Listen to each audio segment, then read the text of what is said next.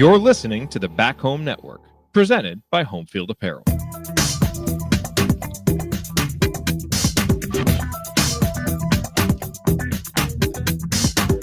Welcome back to Crimson Cast. Galen Clavio joining you. Good Monday morning, March 24th, not May, not yet at least. First weekend of the NCAA tournament's over. Transfer portal has just opened for college basketball, and the IU women's season unfortunately comes to a premature close. A really good first half on the home floor of the number one seed South Carolina Gamecocks. Indiana just couldn't quite sustain in the second half, and they end up losing the game. It was a really hard-fought game, and certainly wanted to start off the show by just saluting the women's team in what was a really, really difficult season on a number of levels, I think to degrees that people are not aware of. But really proud of the team for pulling together and giving it such a good accounting in the NCAA tournament. It is so hard. There's such it's so difficult to beat those top seeds on a year in, year out basis. And, you see that over and over again in women's college basketball. There's such a concentration of talent at the top levels, and IU's kind of on the cusp. They obviously lose, perhaps the greatest individual player the program's ever had in Mackenzie Holmes, and they still figure out a way to get to the tournament and, play really well for the first half against a South Carolina team that's been so dominant in the NCAA tournament. So a salute to Terry Morin and the whole staff and the entire roster for all of the great memories they've given us, and certainly a huge thank you to the seniors, Sydney Parrish, Chloe Moore McNeil. I mean, this group, this core has been such an amazing chapter in IU women's basketball, and for any of them that we've seen in uniform for the last time, it's been a tremendous ride. So thanks to you ladies, and thanks to the entire group that's involved in IU women's basketball for making it such a memorable last few years, and hopefully it continues as we move forward.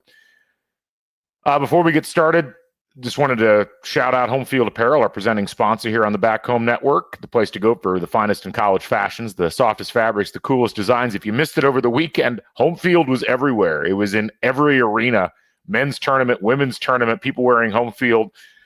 Someone gifted the CBS studio crew a Homefield Auburn shooting shirt, and that was given to Charles Barkley live on air.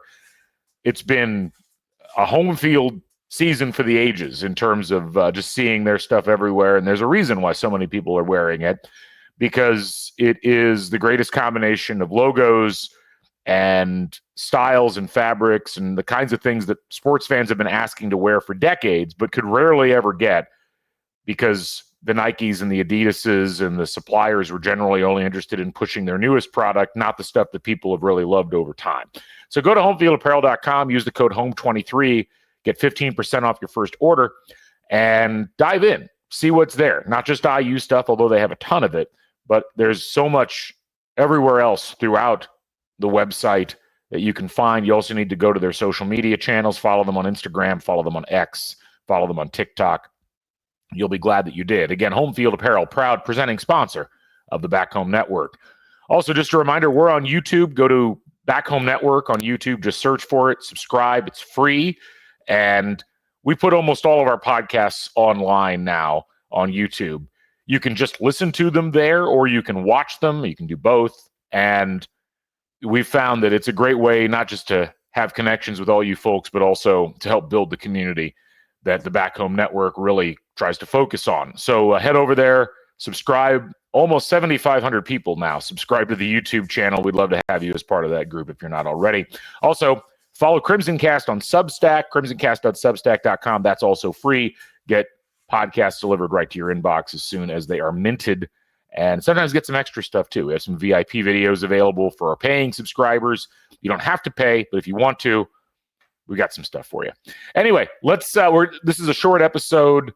Wanted to hit a couple of things. First of all, no official news as of 9:47 or whatever time it is right now, as far as entrance into the portal for IU. I do think we will have some names coming up here relatively soon, but nothing official. And there's been enough speculation, I think, over the course of the last few weeks about the coaching situation and all of that, it doesn't really pay to speculate too much right now on who exactly might be staying, who's going to be coming in.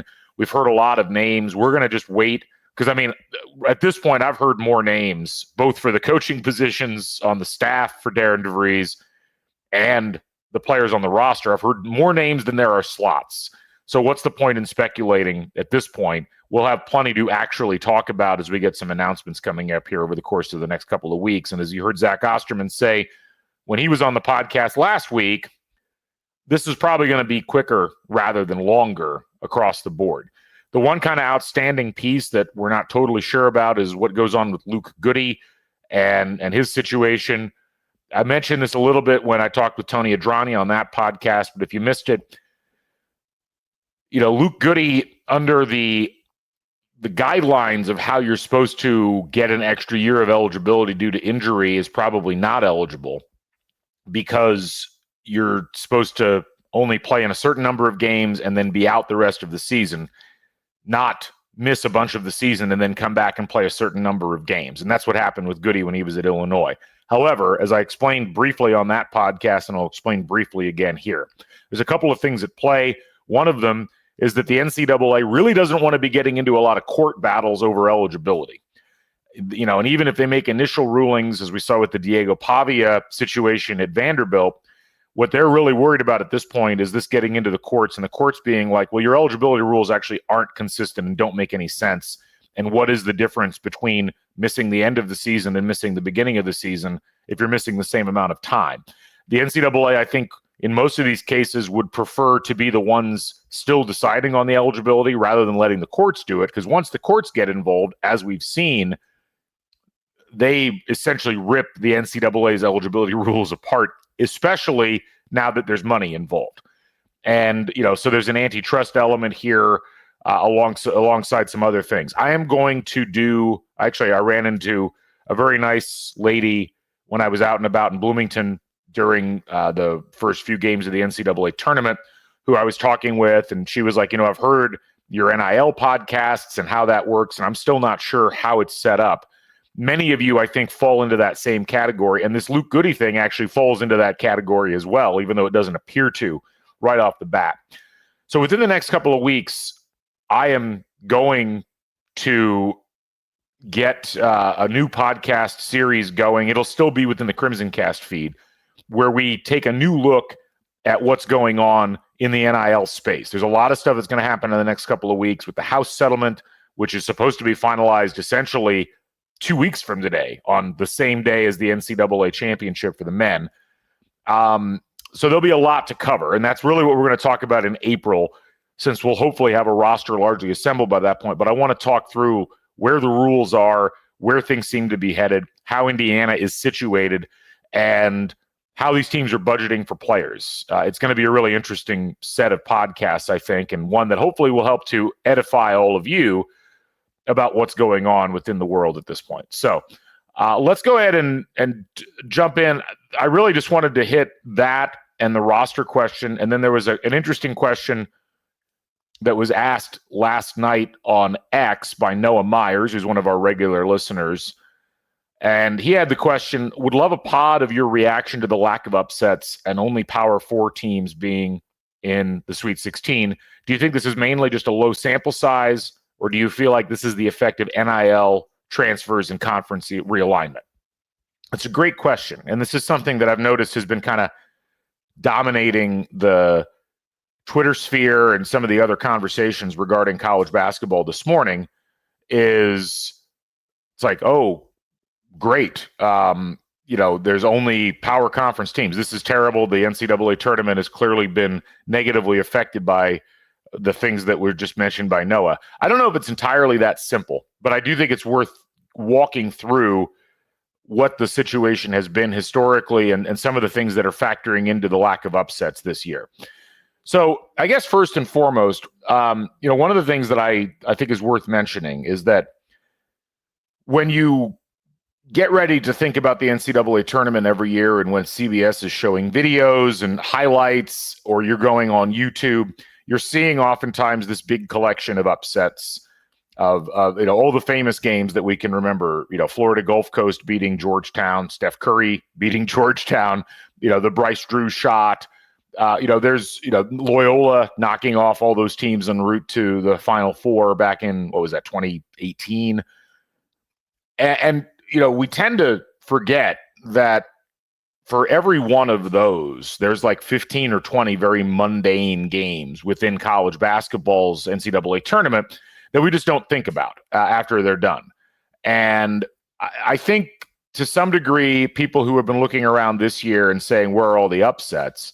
There is a little bit of bias in terms of how we've perceived tournaments past. And especially, there normally are more upsets in the first and second rounds, but the idea that automatically translates into a bunch of Cinderella stories in the Sweet 16 just really hasn't been the case. Normally, there's one in the Sweet 16. I don't count Gonzaga in that list because Gonzaga, while being in a small conference in the West Coast Conference, realistically, they are a power conference level team. They recruit like one. They have the financial budget for one. They schedule like one. And they've had so much sustained success. They're an anomaly. So it's hard. I don't really count them in the mix. But if you take them out of the mix and you go back and look through previous NCAA tournaments and the Sweet 16s, it's very up and down. Last year is a great example of this. Last year, obviously 16 teams in the Sweet 16. You have Gonzaga, who, again, I'm not counting in this mix as a small conference team. You had one other non-power conference team, and I am counting the Big East as a power conference because you should in basketball. One other non-power conference team in the entire Sweet 16 last year, that was San Diego State, and they got mauled by UConn by 30 points in the Sweet 16. The previous year, you did have a couple of entrants. You had San Diego State, and then you had Princeton, who made it all the way to the regional semifinal. They ended up losing to Creighton that time around. And then, of course, you had Florida Atlantic. What's ironic that year, which ties into something we'll talk about later, is everybody was like, oh, this is the new way that it is in college basketball, where the transfer portal's helping the little guy compete against the big guys. And now it's the opposite that we're hearing, is that now the little guys can't compete because the transfer portal has changed the way that talent is distributed, which is true. But I think there's a little bit of an asterisk there for this year for a particular reason. You go back to 2022, you had St. Peter's, who got all the way to the Elite Eight. That was a real surprise. And then everybody else was a power conference team. And you can kind of go back through a lot of NCAA tournaments and you see that pattern where there's like one team that breaks through from a small conference and then everybody else is not there. It's just power conference teams. So when I look at this, I say to myself, I'm not overly concerned yet about this being a trend. I think it's more of it's an N of one, as they would say in the statistical world for the moment. I do think it's worth keeping an eye on. There's a lot of factors that contribute to this. One of the things that I thought was really interesting going into the tournament this year, and I think it bears out a trend that I'm seeing around college basketball as a whole, is that the best teams this year were really good historically compared to how the best teams had been in previous years. So as an example, if let's take Ken Pom as an example. Ken Pom, as you've heard many times on our podcast before, you hear Ken Pom thrown around all the time. Not everybody knows what it is. The Pomeroy ratings are basically a measure of how effective is your offense or how efficient is your offense against opponents weighted for how good they are. And then how good is your defense against opponents weighted for how good they are. And when you take the offensive rating, which is how often or how much are you scoring per possession, and then you take the defensive rating, which is how many points are you giving up per possession, you get what's called a net rating. And the net rating is a measure of game by game, how much better are you on average than your opponent. So this year, the top team in the Ken Pom net rating, and the net rating is different than the net. I know that there's a lot of similar terminology, but the net rating is just within Ken Pom. The top rated team coming out of this past weekend was Duke. Duke had a net rating of 38.99. Their offensive rating was 129.1. Their defensive rating was 90.1. So basically, you take how many points per possession they're scoring in an average game, and you subtract how many points they're giving up in an average game. So 129.1 minus 90.1, you get 38.99 because it goes out to more decimal places. So by comparison, last year's best team at the end of the season was UConn. UConn had a net rating of 36.43.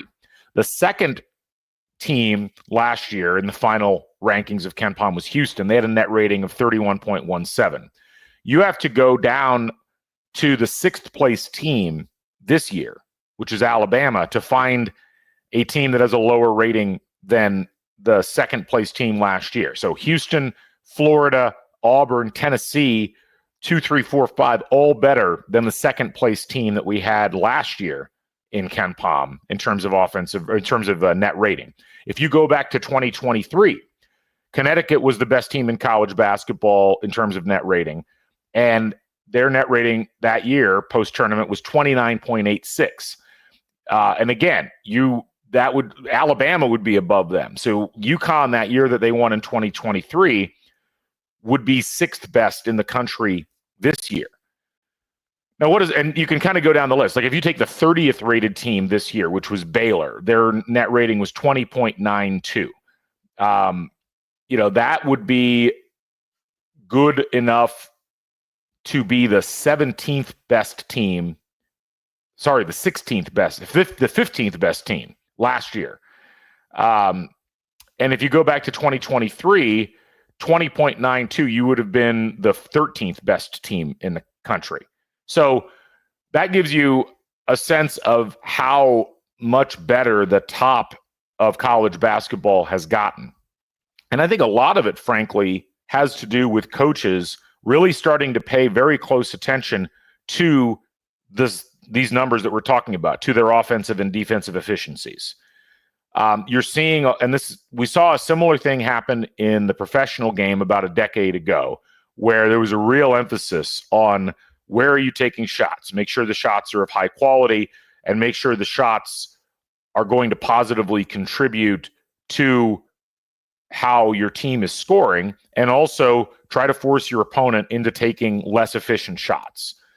What I would anticipate is that's part of the issue, is that coaches really are looking at that and they're saying, gosh, if we can have, as good of an overall net efficiency rating as possible, and here are the things we need to engage in order to guarantee that. And a lot of that, again, is shot selection. It's one of the reasons why the Mike Woodson era was very frustrating and the Archie Miller era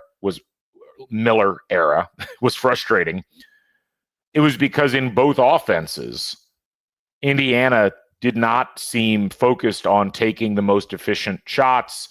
They did not seem interested in running a particularly efficient offense, and they couldn't provide a good enough defense to compensate. And I think that that's a really key thing to keep in mind as you go through and think about why Indiana hired Darren DeVries. A lot of it had to do with the idea that his system, as we've seen at several of the schools that Indiana is looking at as potentially emulating, will help to maximize those efficiencies. Defensively, what's interesting is if you look at the teams that were really good defensively but not that great offensively, most of them are not alive anymore in the NCAA tournament. Most of the teams that are still alive in the tournament as of today are either really good offensively and just kind of okay defensively, or they're really good in both. So Duke is first in offensive efficiency and fourth in defensive efficiency. Houston's 10th in offensive efficiency and first in defensive efficiency. Florida's second in offensive efficiency and 11th in defensive efficiency. Gonzaga lost, but Gonzaga really only lost because they were playing Houston. That's a really tough matchup for what was a really good team. But you go down the list, and St. Mary's is a good example. St. Mary's clearly was not at the same level as Alabama. And if you look at St. Mary's final rankings right now, they were 62nd in offensive efficiency and 7th in defensive efficiency. St. John's is probably the big test case here. I picked St. John's to lose early in the tournament because I just didn't think that their combination was going to work, because they were 64th in offensive efficiency and 2nd in defensive efficiency. Texas A&M was a slightly better version of that same profile, 42nd in offense, second or eighth in defense. So Kansas was in the same boat, actually. So what we're seeing is teams coalescing around needing to be efficient offensively. And a lot of that has to do with the fact that there's kind of a threshold where you can make it worthwhile to focus like hyper effectively on defense. If you go back and look at the top defensive ratings in college basketball over the course of the last several years, this year the best defensive rating was Houston, and they had a defensive rating of 87.8. Last year it was Iowa State, who had a defensive rating of 87.5. The year before that it was Tennessee, 87.5. The year before that Texas Tech, 85. The year before that Memphis, 86. The best you can do on average in terms of defensive efficiency is kind of compressed right there. That's really good, but there's not a tremendous difference in terms of that number and say being the 20th best defense. In 2021, the 20th best defense was allowing 0.91 points per possession. This year, the 20th ranked defense was averaging 95.4 points per possession. So you're seeing a drift away from like a hyper focus on defense. Now, offensively, Duke was the most efficient offense in the country this year at 129.1. So essentially about 1.3 points per possession on offense adjusted for opponent. You go down the list and, Tennessee, who was 17th in the country in offensive efficiency, had an offensive efficiency rating of 120.5. When you go back to last year, 120.5 would have been good for 9th or 10th in the country in offensive efficiency. 120.5 in 2023 would have been good for 3rd in the country in offensive efficiency. And you can kind of go back, and that's been the pattern. So this year was odd because it was very much a year where we once again had very hyper efficient offenses at the top levels. And this feeds into the next thing, which is NIL and the portal. A lot of the reason why teams have been able at the top levels of basketball, in my opinion, to have more success offensively while maintaining a certain level of defensive efficiency is because they've been able to plug holes with ready-made players that they've gotten on transfers, either lateral transfers from other power conference teams, or players like Cam Spencer who come up from a lower level and end up on a team where they can really contribute. We saw Indiana try to do a similar thing where, most of their transfers this year were lateral moves from, Washington State, which was a power conference team as of last year, from Arizona, from Stanford. That was the idea behind what Indiana was doing. Luke Goody coming over from Illinois. This is an interesting shift, and I do think that this is probably where the biggest impact is happening on the upsets and the underdogs. There are still some good individual players. We saw some of them playing for some of these teams. Obviously, everybody fell in love with Bennett Sturts from Drake this year. Colorado State had some really good contributors that was, it was really fascinating to watch them come together as a team over time. But even they were using some transfers. They brought in a Purdue transfer in Ethan Morton. And, they brought in a transfer in Nick Clifford, who was one of their best players this year from Colorado. And, he wasn't just one of the best players on their team. He was one of the best players in the country by the end of the year in terms of efficiency. So you do have some filtration up. And this is, to some degree, it's like a different version of what happened in the NBA when the NBA was like, we don't want any more one and dones. Why did the NCAA do that? Ultimately, what did the NBA do that? Sorry. Ultimately, there's a bunch of different arguments that have been made, some of which center around the idea that too much money was being paid to rookies and guys who hadn't proven anything. But I've always looked at it from the perspective of the NBA, as with most other leagues, wants to reduce risk and uncertainty by having a sense of who they're bringing onto their rosters and what they can do against good competition before just plopping them in there. This has always been one of the biggest challenges in college basketball because so much of the focus for so long was on recruiting. And who are you bringing in and recruiting? And are you getting 5 stars, or are you getting 4 stars? Are you getting, the sweet spot types of players, those players ranked between 30 and 80? And yet we know from having watched IU and having watched other teams in the Big Ten and the upper reaches of college basketball, that it's not a guarantee that those players necessarily will translate into being the best basketball players. We also know there's a ton of flaws within the evaluative process of looking at basketball players. When Tyrese Halliburton is a 3-star that ends up at Iowa State, or, you can go through the list of a bunch of different types of players who end up being really, really amazing. What you find is that, either players blossom at different times, or players are perhaps under heralded because they're in a spot where they're not playing against best competition. So I think what we're seeing here is college coaches, now that the transfer portal is fully open and has been used for a few years, are using it as a way to not worry as much about trying to hit on every recruit. You still want to bring in some recruits, but a lot of it now in terms of roster building is, well, if we can bring a guy in who's proven something at a lower level and we think that his game translates, why wouldn't we just do that, as opposed to rolling the dice on a high school player that might transition to the next level effectively or might not? You get older players that way. You get players that have some experience at the D1 level. You get a chance to see what they can do. And there's a reduction in risk through that process, because you have a pretty good idea, if you have a good system, who is going to plug into that system and who can do the things for your team that are effective. What that does, though, is it takes a lot of the players that are at lower levels and it moves them up so that now they have a shot at competing against top competition rather than languishing wherever they were at. You think about the way that the system used to work, with coaches having to focus so much on recruiting, it was very difficult to factor in transfers. Junior college players being a different story, but transfers in general, like if you have a certain number of scholarships every year and you're giving those scholarships out to incoming recruits, you're not going to just set aside a couple of those and think, well, maybe there'll be transfers. It was really hard to even know who was going to transfer in those circumstances. Now, with people having the portal to utilize and being able to get their name out there as someone who's interested in moving officially, it allows for a lot more upward movement, and it means that coaches now have another thing to factor in. But I think most coaches, when given the opportunity, would rather go get the guy from a lower level who perhaps got overlooked in the recruiting process or blossomed, and rather than necessarily always rolling the dice on a new recruit, which means, though, that you get a lot of players that don't stay where they're at. So like Janai Broom's a great example of this. This is a guy that played his first 2 years of college at Morehead State, not at Auburn. He wasn't a recruit from there.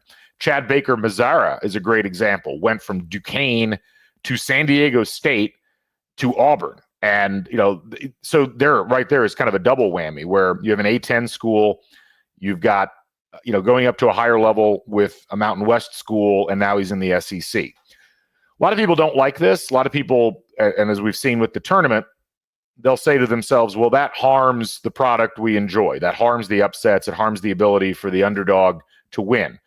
It is still possible. And, we did see that a little bit in this tournament. Colorado State got on a run, has a really good coach. They had a really good plan and a system, and they beat several teams that were better than they were. Obviously, Drake with Ben McCollum had a system that worked really well, and they were able to bring that into the NCAA tournament.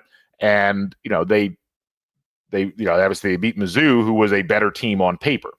So it is still possible to do it.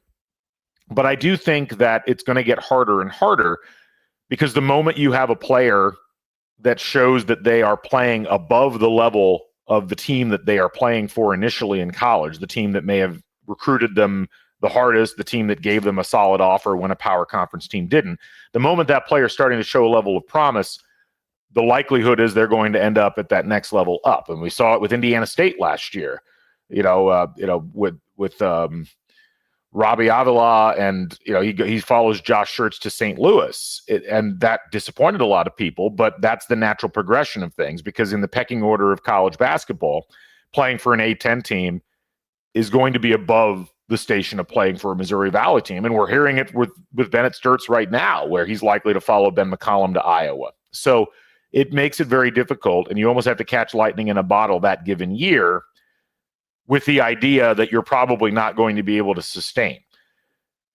I don't have as much of a problem with this. I mean, it is unfortunate in terms of being a spectator for the NCAA tournament and not having the upsets. But the flip side of it is it's a lot better for players to be able to develop at higher levels and get better coaching. If you've demonstrated that you get recruited to a Moorhead State, but physically and in terms of your understanding of the game, you're just significantly better than where you started, why should it be so difficult to go somewhere where you can get better coaching and get access to better facilities and get more exposure for your game? That's always been the part of, the whole NCAA, like, we're here to watch out for student athletes thing. That's always rung hollow to me, because if you're there for student athletes, you should make it easy for them to go get what they need. And people who are like, well, you have to be loyal to your school.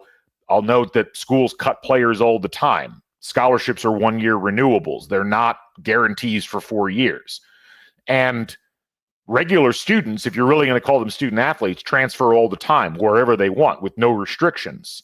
And they'll often do it because they have legitimate career reasons, or they have family reasons, or it's just nobody else's business. It's just something that they're interested in doing. Maybe they need a change of scenery. So I think that that's playing into it a lot, is you have upward mobility of players, and you should. This is really how it works in the soccer world globally. A player that signs their initial contract for a League One team or a championship team in England, if they demonstrate themselves to be superior than that level, they're going to move up really quickly, because they need to. Like, they need to play at those higher levels. And this is where I think sometimes the American version of how we do sports development has been really screwed up, because it's been so heavily focused on what's good for the teams and what's good for the coaches, not necessarily what's best for players trying to develop themselves. And for every Ja Morant who plays his entire career at a lower level and still shines through and gets drafted, there's plenty of players who probably never reached their full potential because they were stuck at a level where they either didn't get enough exposure or didn't get the right kind of coaching or the right type of competitive atmosphere. And, ultimately, all of this in part has to be about the development of players and moving them up the ladder.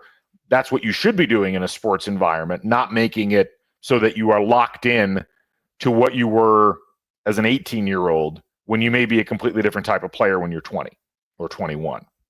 Anyway, that's my take on that. The one other thing I'll note from what Noah asked is how realignment has affected things. And there was a note that I saw, like, this is the smallest concentration of conferences having teams in the Sweet 16 that we've had in maybe ever. And if you look, you go down the list, it's, ACC, one team, Big 12, SEC, Big 10, 4 conferences. That's it. What I do think is interesting and a little bit, I think, worth noting is the teams that, this year, the teams that are in these conferences, there's really, as you scan through the list, there's really only 3 of them that you could legitimately say are the product directly of conference realignment. BYU, which, danced around a bunch of different leagues for a while, is certainly one of those teams. BYU joining the Big 12 was certainly a big one, but keep in mind, BYU has moved around conferences a bunch in basketball because of their uncertain status with football and whether they want to be independent or whether they want to be with another conference. They were in the Mountain West for years. Then they were in the West Coast Conference for a decade. Now they're in the Big 12. I don't look at that as being necessarily an artifact of the consolidation of things, but it is worth mentioning.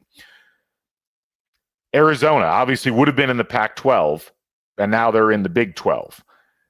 You look at the rest of the teams that made it, and I think they were the only old Pac-12 team that made it to the Sweet 16. The third team that's worth mentioning is Houston. But again, Houston has been a special case for a while because Houston, to some degree, they got lost in the shuffle a long time ago. They were in Conference USA for years. They moved to the American, which is where Connecticut was for a while. And then they get an opportunity to join the Big 12.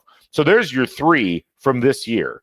I would actually argue that in college basketball, the biggest damaging moves from conference realignment have not been the consolidation of the big conferences.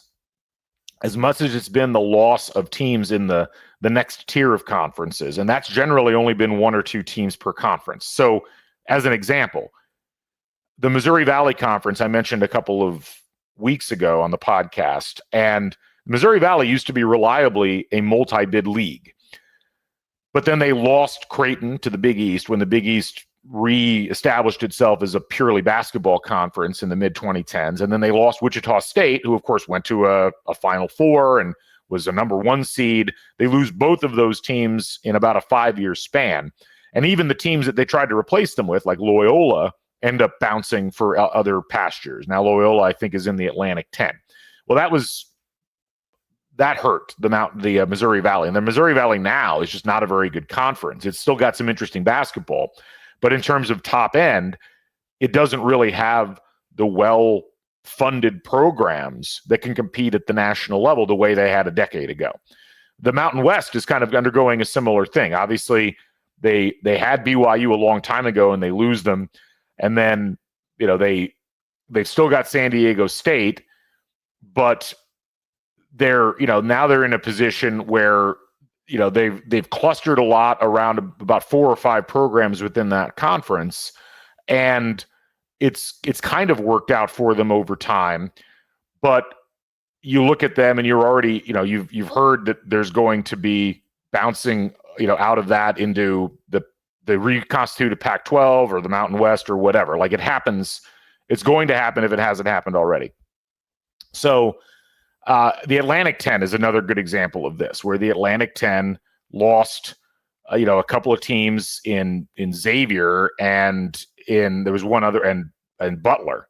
Butler was only there for a year. They also lose Temple. Like, those were the teams that were regularly going to the NCAA.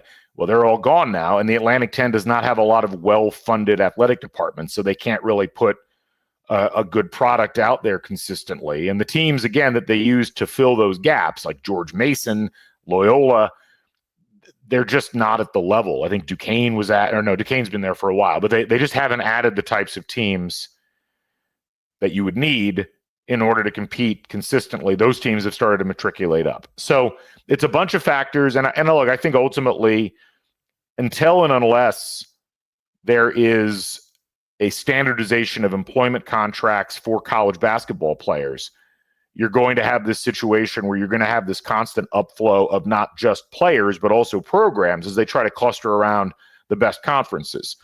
This is probably an artifact of the idea that Division I basketball got a little bit too big. And I always try to remind people of this. Like, when the NCAA tournament expanded to 64 teams in 1985, there were only about 250, 260 Division I teams. There's 100 more of those teams now than there were before.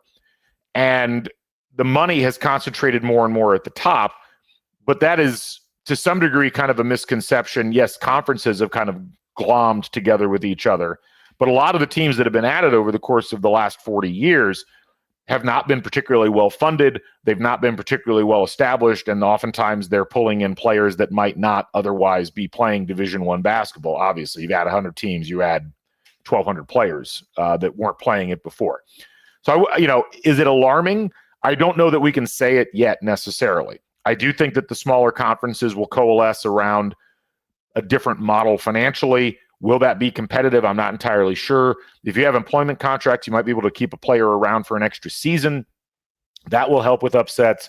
But I do think it's a little early to shovel dirt on the NCAA tournament and say, well, you're not going to have any upsets anymore. We need a little bit more time to see how all of this stuff plays out. But that's essentially why the tournament looks like it does right now. And if you go through the rosters and you look at the way that the coaches and the teams and the players are approaching these things, I think you'll see some of the patterns that I've been talking about here. Anyway, that'll wrap it up. Wanted to keep this one relatively short. And for Crimson Cast, I guess 40 minutes is relatively short. But we'll be back as there's more IU news coming. We'll have transfer portal news. We'll have coaching staff news. All of that coming up relatively soon. My thanks to our presenting sponsor, Homefield Apparel, and my thanks to all you folks, as always, for listening in. We'll catch you folks on the flip side. Stay never daunted. Bring back the Bison. So long, everybody.